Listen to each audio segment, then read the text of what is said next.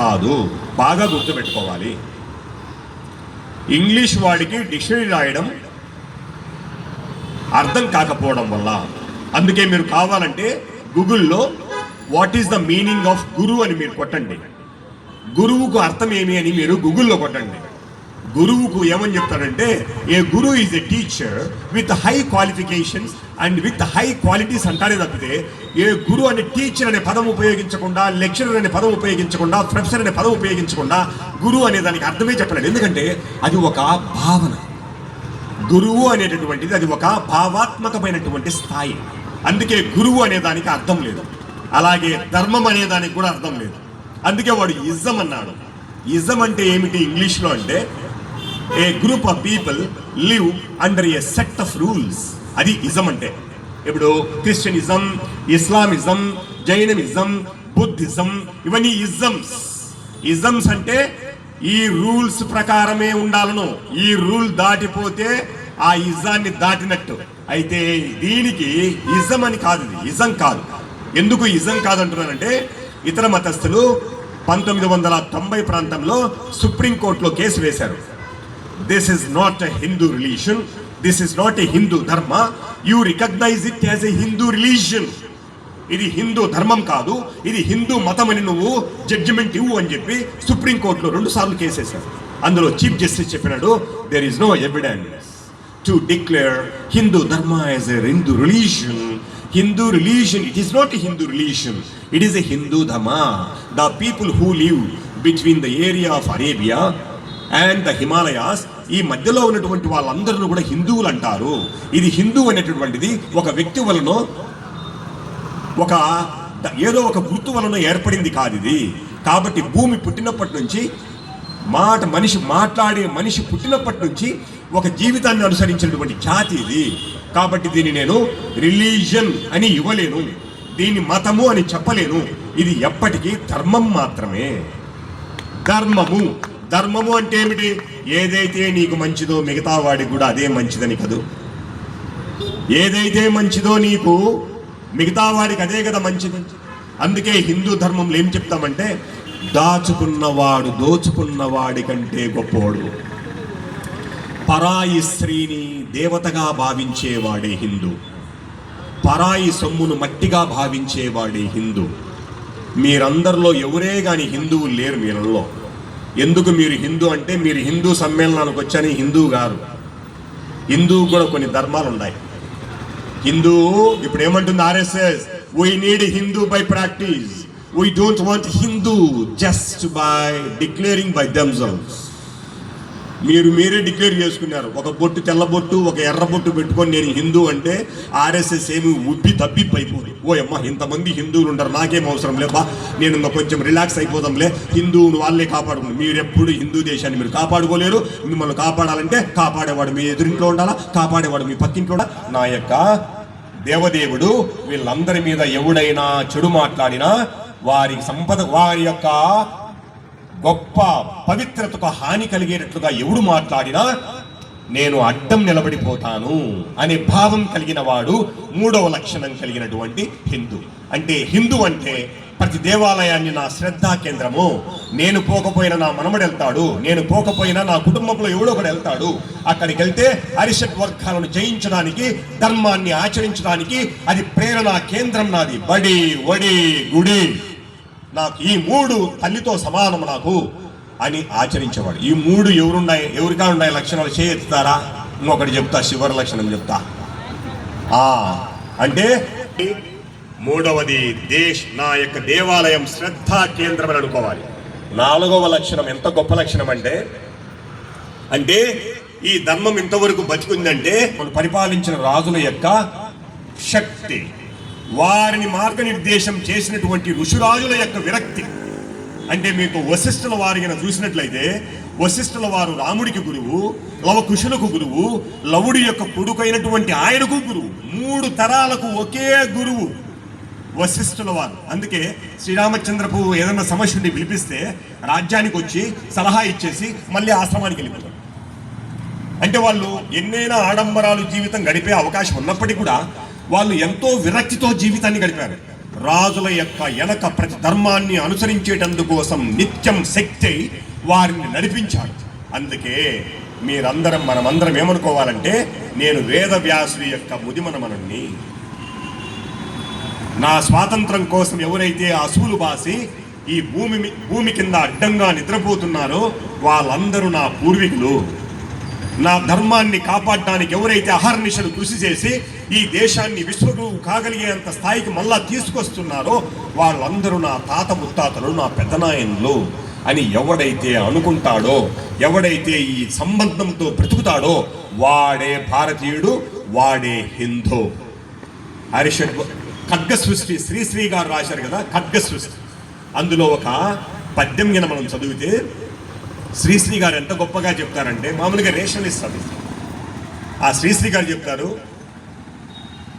భారతదేశం అంటే ఎలాంటిది అంటే ధర్మక్షేత్రాన్ని కురుక్షేత్రంగా భావించి పోరాడేటటువంటి జాతి. కాంగ్రెస్, కమ్యూనిస్టు లాంటి ఎర్రి మొర్రి భావాలకు తావులేని భూమి. ఈ భూమి మీద ఉంటే అందరూ హిందువులే ఉండాలి, లేదంటే కనీసం భారతీయులైనా ఉండాలి అని శ్రీశ్రీ గారే చెప్పినటువంటి ఖడ్గ సృష్టిలో చెప్పింది. అందుకే చివరిగా ఈ ప్రపంచంలో ఎన్నో మతాలు ఉన్నాయి. ఏ మతంలోనూ స్త్రీని దేవతగా పూజించే ఒక్క మతం నాకు చెప్పును. ఇన్ని మతాలు ఉన్నాయి. ఏ మతంలోనైనా స్త్రీని దేవతగా భావించి, స్త్రీని దైవంగా భావించినటువంటి ఒక్క మతం పేరు చెప్పు నాకు. అది కేవలం సనాతన ధర్మం, అనాది హిందూ ధర్మం. అందుకే మహాభారతంలో తల్లిదండ్రులు ఇద్దరు బతికురాసుడు, భర్తకు ప్రతి ఒక్కదాన్ని భర్త చెప్పిందే మాటగా సమ్మతించేటటువంటి గాంధారి, వీళ్ళిద్దరూ తల్లిదండ్రులు బ్రతికుండంగానే, వీళ్ళిద్దరూ ఉండంగానే 100 మంది పుత్రులు 16-17వ రోజు మహాభారత యుద్ధంలో మొత్తం అందరు చచ్చినారు. భర్త లేనటువంటి కుంతి భర్త సహాయం లేకుండానే 5 మంది బిడ్డలను చేతబట్టి సపోర్ట్. అంటే ఈ భారత గడ్డ ఎలాంటిది అంటే తల్లిని దైవంగా భావించినటువంటి ఏకైక ధర్మం. అందుకే ఉపాధ్యాయ దశాచార్యనాం ఆచార్యనాం శతం పితః సహస్రం తు పితృన్మాత గౌరవేనాతిరిచ్యతే. మీరు తల్లులు, ఎందుకంటే మీరందరూ ఇష్టపడి కంటే పుట్టినోళ్ళం మేమంతా. పురుషుడు ఎప్పుడైనా ఎలాంటి వాడంటే, తల్లి ఇష్టపడి కంటే పుట్టినోడు పురుషుడు. పురుషులందరూ బాగా గుర్తుపెట్టుకోవాలా. తల్లి మాట, పెళ్ళాం మాట విన్నోడు చెడిపోయినట్టు డాగలలో లేదు. ఏ విధంగా మనధర్మంలో కులమనేటువంటి జంతువును మనం బలియాలన్నామో, మీరు కూడా ఇంటికి పోయే లోపల బాగా నెమ్మదిగా మర్యాదస్తులుగా పోవాలా. ఏమంటే, నేను ఇప్పుడే హిందూ సమ్మేళనం నుంచి వస్తాను, నేను పుట్టడానికి మీలాంటి రూపమే కారణము, నేను ఏమీ లేదు, నేను నీతో పాటు బిడ్డలాగా ఉంటాను, నువ్వు చెప్పినట్టు వింటా అని చేయొద్దండి దయచేసి. వినాల మీరు తల్లి మాట, భార్య మాట విన్నోడు చెడిపోయినట్టు లెక్కలేదు. పురుష అహంకారాన్ని బయట పెట్టాలా, తొక్కి పడేయాలి దాన్ని. ఏ విధంగా కులాన్ని మనం తొక్కి పడేస్తున్నామో, మీరు కూడా ఇంట్లో స్త్రీని మనం గౌరవించాలా. అది నీ తల్లి, నీ భార్య, నీ బిడ్డ, నీ ఇంట్లో పని చేసే పని మనిషి ఎవరైనా సరే అలాంటి రూపం ఇష్టపడి కంటే పుట్టినోడే పురుషుడు. బాగా గుర్తుపెట్టుకోవాలి.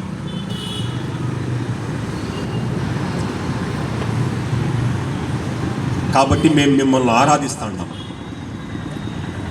ఇలాగా ఆరాధించేటటువంటి జాతి ఎక్కడా ఈ భూమండలం మీద లేదు.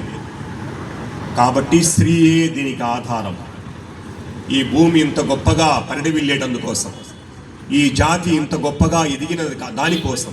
ఎవరు అంటే స్త్రీ. అందుకే స్త్రీ చేతబట్టిన బిడ్డ సమాజంలో ఎక్కడా విసిరివేయబడలా.